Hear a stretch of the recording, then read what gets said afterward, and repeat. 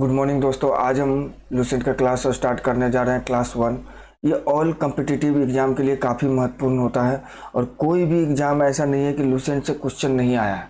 तो ये पिछले जितने भी एग्ज़ाम में देखिए तो लूसेंट बहुत ही इम्पोर्टेंट बुक है। तो हम इसका क्लास करते हैं, इसको बहुत अच्छी तरह से बारीकी से पूरी किताब को पढ़ते हैं। और चैनल को ज़्यादा से ज़्यादा शेयर करिए, सब्सक्राइब करिए, और भी कोई रिकमेंडेड हो कमेंट करिए, लाइक करिए। और अभी तक हमारा जो वीडियो अपलोड किया गया है एनसीईआरटी साइंस का अपलोड कर दिया गया है।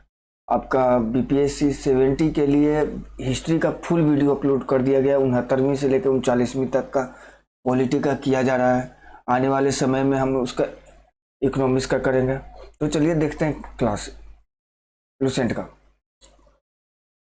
इसमें आपका लूसेंट में है, जैसे इनका सिलेबस पहले देख लेते हैं। जैसे प्राचीन भारत, मध्यकालीन भारत, आधुनिक भारत, ये तीनों।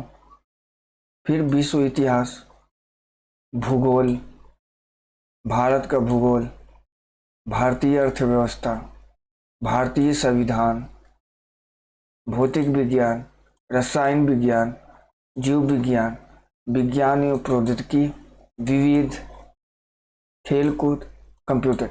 ये लगभग 328 पेज का है और ये सभी क्वेश्चन का आंसर बहुत ही बारीकी ढंग से देखेंगे और सब्जेक्टिव तरीके से तो अच्छे तरीके से देखेंगे।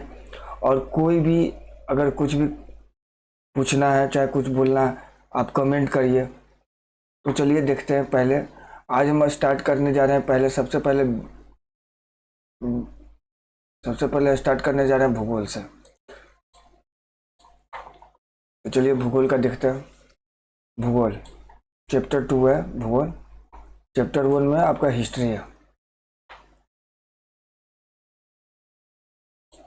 सर्वप्रथम भूगोल शब्द का प्रयोग इरेस्टोस्थेनीज ने, एक ग्रीक विद्वान, 276 से 194 ईस्वी में ने किया। यह शब्द ग्रीक भाषा के दो मूल जियो पृथ्वी ग्राफ्स वर्णन से प्राप्त किया गया। दोनों एक साथ रखने पर इसका अर्थ बनता है पृथ्वी का वर्णन। भूगोल के नामकरण एवं इस विषय को प्राथमिक स्तर पर व्यवस्थित स्वरूप प्रदान करने का श्रेय यूनान के निवासियों को जाता है। हिकेटस ने अपनी पुस्तक जस्ट पीरियोडस अर्थात पृथ्वी का वर्णन में सर्वप्रथम भौगोलिक तत्वों का क्रमबद्ध समावेश किया। अध्ययन के लिए स्वतंत्र विषय के रूप में भूगोल को 19वीं शताब्दी में ही मान्यता मिली। 20वीं शताब्दी के आरंभ में भूगोल मनुष्य और पर्यावरण के पारस्परिक संबंधों के अध्ययन के रूप में विकसित हुआ। इसकी विचारधाराएं दो थी। पहला, संभववाद। इसके अनुसार मनुष्य अपने पर्यावरण में परिवर्तन करने में समर्थ है तथा वो प्रकृति दत्त अनेक संभावनाओं को अपनी इच्छा के अनुसार उपयोग कर सकता है। इस विचारधारा के समर्थक है भूगोल वेत्ता वाइडिल डी ला ब्लास ऑफ फेवरे।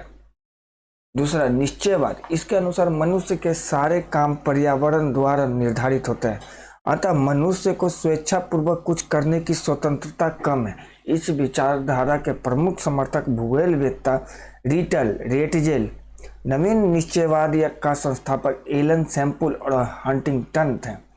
भूगोल की कुछ परिभाषाएं और हैं।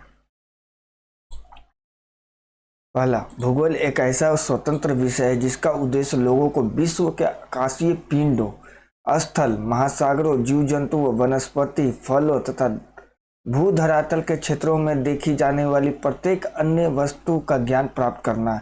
ये स्ट्रेबो के द्वारा बोला गया था। दूसरा देखते हैं, भूगोल पृथ्वी की झलक केवल स्वर्ग में देखने वाला आभामय विज्ञान है। क्लेडियम टोल्मी ने बोला था। तीसरा, भूगोल वो विज्ञान है जिसमें पृथ्वी को स्वतंत्र ग्रह के रूप में मान्यता देते हुए उसके समस्त लक्षणों, घटनाओं, उसके अंतर संबंध का अध्ययन किया जाता है। कॉल रिटर के द्वारा बोला गया। पृथ्वी भूगोल में पृथ्वी के उस भाग का अध्ययन किया जाता है जो मानव के रहने का स्थान है। आर्थर होम्स के द्वारा बताया गया।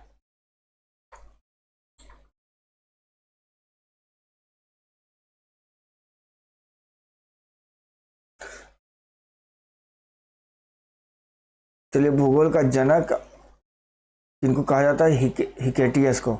वर्तमान भूगोल के जनक है अलेक्जेंडर वॉन हम्बोल्ट। व्यवस्थित भूगोल का जनक इरेटोस्थनीज। भौतिक भूगोल का जनक पोलिडोनियम। सांस्कृतिक भूगोल का जनक कोर्ल और सावर। गणितीय भूगोल थेस वो के संस्थापक एनेक्सिमिंडर। विश्व ग्लोब का मार्टिन बेहम निर्माता। विश्व मानचित्र अनेक्सिमिंडर के निर्माणकर्ता। भौगोलिक विश्वकोश का रचनाकार स्ट्राबो। चलिए यहाँ फर्स्ट स्टार्ट करते हैं। ब्रह्मांड अस्तित्वमान द्रव्य एवं ऊर्जा के सम्मिलित रूप को ब्रह्मांड कहते हैं। दूसरे शब्दों में सूक्ष्म तक कणुओं से लेकर महाकाय आकाशगंगाओं तक के सम्मिलित स्वरूप को ब्रह्मांड कहा जाता है। ब्रह्मांड से उत्पत्ति संबंधित प्रमुख सिद्धांत निम्न है। महाविस्फोट सिद्धांत, एब जॉर्ज लेमेनेटियर। दूसरा साम्य अवस्था या सतत सृष्टि सिद्धांत या स्थिर अवस्था संकल्पना थॉमस गोल्ड एवं हरमन बोडी द्वारा बताया गया। दोलन का सिद्धांत डॉक्टर एलन संडेजा द्वारा बताया गया। स्फीति का सिद्धांत अलेन गुथ द्वारा बताया। ब्रह्मांड की उत्पत्ति में महाविस्फोट सिद्धांत सर्वाधिक मान्य सिद्धांत है। इसका प्रतिपादन बेल्जियम के खगोलज्ञ एवं पादरी एब जॉर्ज लेमेंटियर ने किया था। बाद में रॉबर्ट बेगोनियर ने इस सिद्धांत की व्याख्या की।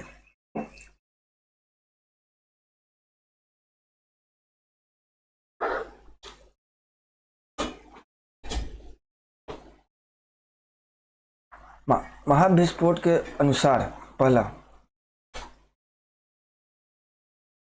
आरंभ में सभी पदार्थ जिनसे ब्रह्मांड बने अति छोटे गोलक एकाकी परमाणु के रूप में ही एक ही स्थान पर स्थित था, जिनका आयतन अधिक सूक्ष्म और तापमान तथा घनत्व अनंत था।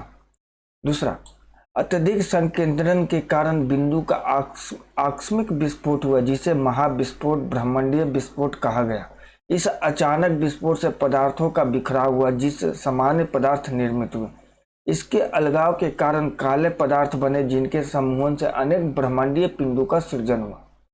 वैज्ञानिकों का विश्वास है कि महाविस्फोट की घटना आज से 13.7 अरब वर्ष पहले हुई थी। विस्फोट के लगभग 10.5 अरब वर्ष पश्चात यानी आज के 4.5 अरब वर्ष पूर्व सौर मंडल का विकास हुआ, जिसमें ग्रहों तथा उपग्रहों का निर्माण हुआ। इस प्रकार बिग बैंग परिघटना से ब्रह्मांड की उत्पत्ति हुई और तभी से उसमें निरंतर विस्तार जारी है। इसके साक्ष्य के रूप में आकाशगंगाओं के बीच बढ़ती दूरी का साक्ष्य दिया जाता है। नासा ने 2001 ईस्वी में MAP माइक्रोवेव एनिसोट्रॉपी प्रोब नामक अनुसंधान में इसकी पुष्टि की।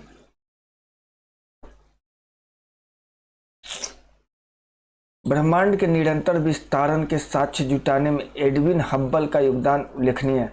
ब्रह्मांड के निरंतर विस्तार के साक्ष्य के रूप में अंतरिक्ष में सूक्ष्म तरंगों की उपस्थिति का पता चलना, अंतरिक्ष में रेड शिफ्ट बढ़ी घटना का अवलोकन तथा आधुनिक अध्ययनों में सुपरनोवा का अंतरिक्ष में विस्फोट होना भी ब्रह्मांड के विस्तार के साक्ष्य के रूप में माना जा रहा है।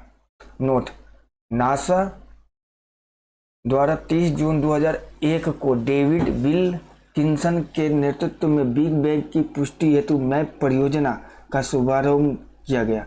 मैप एक ऐसी खोजी उपग्रह है, इससे प्राप्त चित्रों से बिग बैंग की पुष्टि होती है। 11 फरवरी 2013 ईस्वी को इस आधार पर नासा ने ब्रह्मांड की आयु 13.7 अरब वर्ष निर्धारित करने की घोषणा की।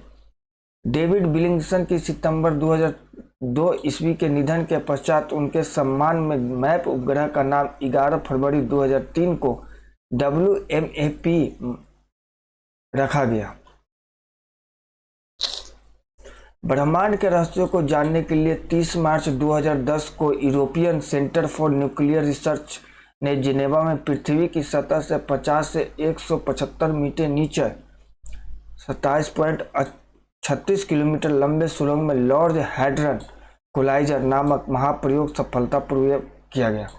सितंबर 2008 में यह प्रयोग असफल रहा था। इसमें प्रोटॉन बीमों को लगभग प्रकाश की गति से टकराया गया तथा हिग्स बोसोन के निर्माण का प्रयास किया गया। माना जाता है कि गॉड पार्टिकल के नाम से जाना जाने वाला हिग्स बोसोन में ही ब्रह्मांड के रहस्य छिपे हैं, क्योंकि यह सबसे बेसिक यूनिट माना जाता है। ACRN ने 4 जुलाई 2012 को हिग्स बोसोन से मिलता जुलता सब एटॉमिक पार्टिकल की खोज करने में सफलता हासिल की है। इससे ब्रह्मांड के रहस्यों को जानने के विषय में महत्वपूर्ण उपलब्धि माना जा रहा है। नोट: ब्रिटिश वैज्ञानिक हिग्स ने 1964 ईस्वी में कॉस्मोलॉजी समझने हेतु गॉड पार्टिकल परमाणुक अवधारणा को पेश किया था, जो भारतीय वैज्ञानिक सत्येंद्र नाथ बोस के बोसन थ्योरी पर आधारित थी। ब्रह्मांड का व्यास 10⁸ प्रकाश वर्ष है, अर्थात ब्रह्मांड में अनुमानतः 100 अरब मंदाकिनी, प्रत्येक मंदाकिनी में अनुमानतः 100 अरब तारे होते हैं। मंदाकिनी तारों का ऐसा समूह है जो धुंधला सा दिखाई पड़ता है तथा जो तारा निर्माण की प्रक्रिया की शुरुआत का गैस पुंज मंदाकिनी कहलाता है। हमारी पृथ्वी की अपनी एक मंदाकिनी है, जिसे दूध मेखला या आकाश गंगा कहते हैं। अब तक ज्ञात इस मंदाकिनी का 80% भाग सर्पीला है। इस मंदाकिनी को सबसे पहले गैलीलियो ने देखा था। आकाश गंगा की सबसे नजदीकी मंदाकिनी को देवयानी नाम दिया गया। नवीनतम ज्ञात मंदाकिनी है ड्वार्फ मंदाकिनी। निहारिका निबुलो यह एक ब्रह्मांडीय नर्सरी है जहां तारों का जन्म होता है। निहारिका में धूल और गैसों का बादल होता है। सभी तारों का जन्म निहारिका में होता है, सिर्फ कुछ दुर्लभ अवसरों को छोड़कर, जिसमें 2 न्यूट्रॉन तारे के एक श्याम बीवर बनाते हैं। वैसे भी न्यूट्रॉन तारे और श्याम बीवर मृत तारे माने जाते हैं। यहाँ पाए जाने वाले गैसों में हाइड्रोजन गैस, हीलियम गैस एवं अन्य आयनीकृत प्लाज्मा गैसें होती हैं। निहारिका 2 अलग अलग कारणों से बनती है। पहला ब्रह्मांड की उत्पत्ति और दूसरा किसी विस्फोट तारे से बने सुपरनोवा से। ब्रह्मांड के जन्म के बाद परमाणुओं का जन्म हुआ और इन परमाणुओं से धूल और गैस के बादलों का निर्माण हुआ। सुपरनोवा से जो पदार्थ उत्सर्जित होता है, इससे भी निहारिका जन्म होता है। इसके उदाहरण है वेल और वर्क। निहारिका की उत्पत्ति ब्रह्मांड के जन्म और सुपरनोवा के मिश्रण से भी हो सकता है। निहारिका के कुछ प्रकार: पहला, उत्सर्जन निहारिका है। यह सबसे सुंदर और रंग बिरंगी होती है और ये बंद रहे तारों से प्रकाशित होती है। उदाहरण चील एवं झील निहारिका। परावर्तन निहारिका है। यह तारों के प्रकाश को परावर्तित करती है। ये तारे या तो निहारिका के अंदर होते हैं या पास में होते हैं। उदाहरण प्लेइडेस निहारिका। श्याम निहारिका, यह अपने पीछे से आने वाली प्रकाश को एक दीवार की तरह रोक देती है। यही कारण है कि हम अपनी आकाश गंगा में बहुत दूर तक नहीं देख सकते। ग्रहीय निहारिका है। इसका निर्माण उस वक्त होता है जब एक सामान्य तारा एक लाल दानव तारों में बदलकर अपनी बाहरी तहों को उत्सर्जित कर देता है। इसी वजह से इनका आकार गोल होता है। ओरियन नेबुला हमारी आकाश गंगा के सबसे शीतल और चमकीले तारों का समूह है। तारों के बारे में विस्तृत जानकारी के लिए भौतिक का अध्याय ब्रह्मांड देखें। दूसरा, सौर मंडल।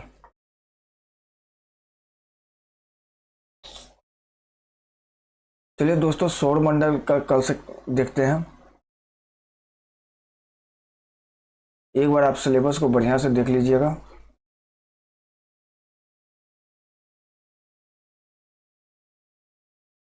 जैसे प्राचीन भारत में प्राचीन भारतीय इतिहास के स्रोत, प्रागैतिहासिक काल, सिंधु सभ्यता, वैदिक सभ्यता, महाजनपदों का उदय, जैन धर्म, बौद्ध धर्म, शैव धर्म, वैष्णव धर्म, इस्लाम धर्म, ईसाई धर्म, पारसी धर्म, मगध राज्य का उत्कर्ष, सिकंदर, मौर्य साम्राज्य, ब्राह्मण समाज, भारत के वन राज्य, शक, कुषाण, संगम, गुप्त साम्राज्य, वाकाटक राजवंश, पुष्यभूति वंश या वर्णन वंश, दक्षिण भारत के प्रमुख राजवंश, सीमावर्ती राजवंशों का उदय, राजपूत राजवंशों की उत्पत्ति। मध्यकालीन भारत में भारत पर अरबों का आक्रमण, महमूद गजनी, मोहम्मद गौरी, सल्तनत काल, विजयनगर साम्राज्य, बहमनी राज्य, स्वतंत्र प्रांतीय राज्य, सूफी आंदोलन, भक्ति आंदोलन, मुगल साम्राज्य, मुगल शासन व्यवस्था, मराठों का उत्कर्ष। आधुनिक भारत में उत्तरकालीन मुगल सम्राट, भारत में यूरोपीय व्यापारियों का आगमन, बंगाल पर अंग्रेजों का आधिपत्य, अंग्रेजों के मैसूर से संबंध, सिख एवं अंग्रेज, कंपनी के अधीन गवर्नर जनरल, अंग्रेजी शासन के विरुद्ध महत्वपूर्ण विद्रोह, ये सब 1815। ये सब एक बार सिलेबस आप देख लीजिए, एक बार अपने से पढ़ लीजिए। भूगोल में आपका है जैसे ब्रह्मांड आज कंप्लीट करा दिया गया। कल सौरमंडल, पृथ्वी और उसकी सौरिक संबंध, ये सब धीरे धीरे करके आपको जल्दी से जल्दी कंप्लीट करा दिया जाएगा। भारत का भूगोल का सिलेबस एक बार देख लीजिए।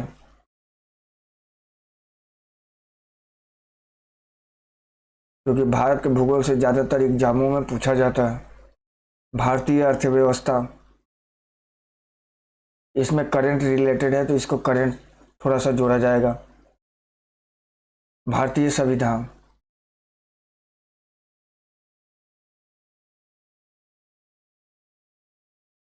ये भौतिक विज्ञान, रसायन विज्ञान, जीव विज्ञान, साइंस का एनसीईआरटी का भी वीडियो अपलोड कर दिया गया, वो भी देखिए, वो भी काफ़ी इंपॉर्टेंट है एग्जाम के लिए।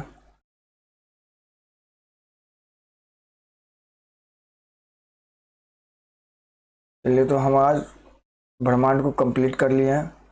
दूसरा कल से सौरमंडल देखेंगे। तो थैंक यू।